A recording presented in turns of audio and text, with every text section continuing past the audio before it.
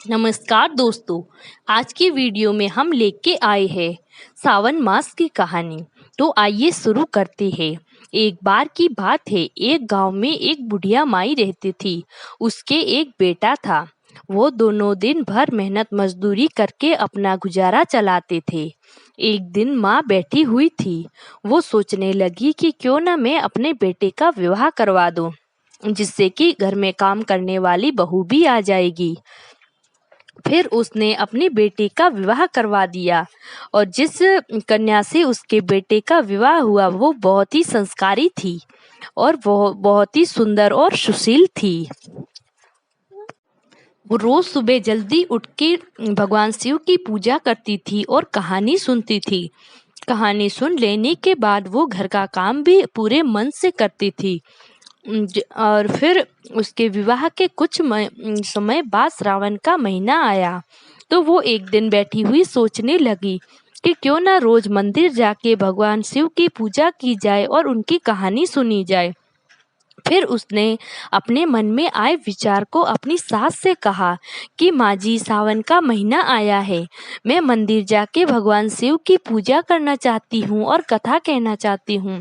फिर उसकी सास ने अपनी बहू की बात सुनकर उसे ऐसा करने से मना कर दिया और कहा कि पूजा करने में 1-2 घंटे लग जाएंगे और इतने में तो घर का पूरा काम हो जाएगा, तो तुम घर में ही भगवान शिव की पूजा कर लो, मंदिर जाने की कोई आवश्यकता नहीं है।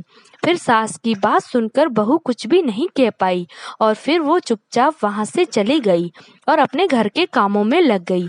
जब घर के कामों से फ्री हुई तो वो पानी भरने के लिए कुएं पर गई। जब वो कुएं पे पानी भरने गई तो वहां 2 लड़कियां थाली सजाकर भगवान शिव की पूजा करने के लिए मंदिर जा रही थी।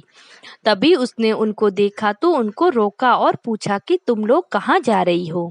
तभी उन लड़कियों ने कहा कि सावन का महीना लग गया है, इसलिए हम शिवलिंग को पूजने जा रहे हैं। अ, फिर उनकी बात सुनकर उसके मुंह पे फिर से उदासी छा गई। फिर उन लड़कियों ने कहा कि आप हमारी बात सुनकर उदास क्यों हो गई है? क्या आपको भगवान शिव की पूजा करना नहीं आता है क्या? तभी उनकी बात सुनकर वो बोली कि पूजा तो मुझे करनी आती है। भगवान शिव तो मेरे आराध्य देव है, परंतु मेरी सास मुझे पूजा करने के लिए मंदिर नहीं जाने देती है। तभी उन लड़कियों ने कहा कि आप चिंता मत कीजिए, आप हर रोज इस टाइम पानी भरने कुएं पर आती हो, तो रोज इसी टाइम आ जाया कीजिए और हमारे साथ पूजा करने चल दिया कीजिए मंदिर में। तभी उस औरत ने कहा कि मैं तो यहाँ पानी का घड़ा लेकर आती हूँ, मेरे पास तो भगवान शिव को चढ़ाने के लिए कोई सामग्री भी नहीं होती है, फिर मैं पूजा कैसे करूँगी?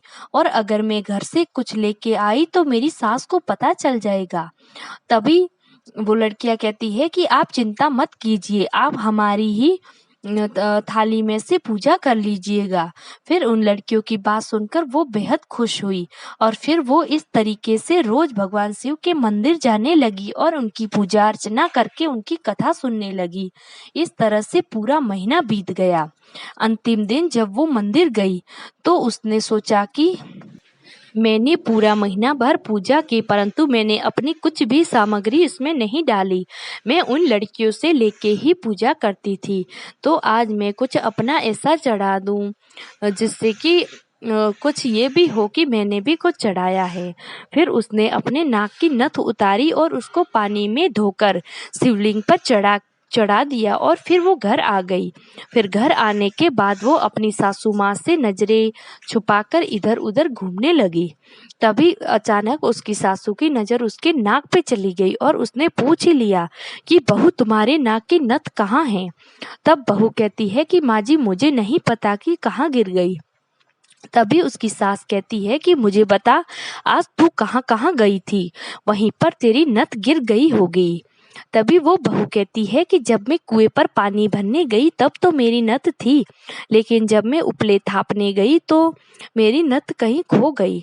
तभी उसकी सास कहती है, तो चल मेरे साथ, जहाँ तूने उपले थापे हैं वहीं चलते हैं, हम तेरी नथ ढूंढ के ले आएंगे। फिर सास और बहू जहाँ उपले थापे थे वहीं पर चली गई। वहां जाकर वो उपलों को तोड़ने लगी। एक उपला सास ने तोड़ा और एक बहू ने तोड़ा तो दोनों में ही 2 नथ निकल आई। फिर उसकी सास ने कहा कि तुम्हारी तो एक ही नथ थी, फिर ये 2 नथ कहाँ से आई?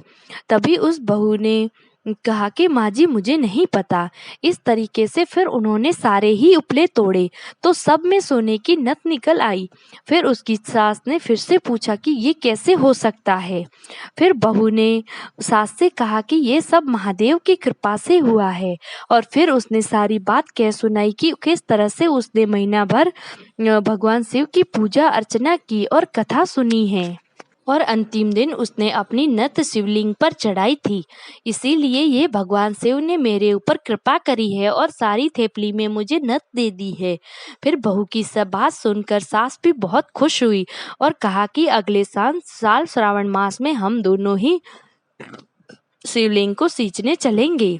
फिर दूसरा साल आया और श्रावण का महीना आया। फिर सास और बहू दोनों ने ही श्रावण मास में भगवान शिव की पूजा की और उनकी कथा सुनी। फिर जिससे भगवान शिव ने उन दोनों पर बहुत कृपा करी और उनके घर को धन धान्य से भर दिया और बहू को एक सुंदर पुत्र दे दिया। तो इस तरीके से भगवान शिव ने सास बहू पर बेहद ही कृपा करी। तो इसीलिए बोलते हैं कि सावन का महीना भगवान शिव का बेहद ही प्रिय महीना है। इसीलिए इस दिन जो भी व्यक्ति भगवान शिव की पूजा आराधना करता है उसके तो भाग्य ही चमक जाते हैं। तो दोस्तों ये थी सावन मास की कहानी। भगवान शिव जिस तरह आपने सास बहू पर अपनी कृपा करी है वैसे ही अपने सभी भक्तों पर करना। और चैनल पर पहली बार आए हो तो चैनल को लाइक शेयर सब्सक्राइब कर दीजिएगा। धन्यवाद। कल फिर मिलेंगे एक नए वीडियो में, तब तक आप बने रहे हमारे साथ।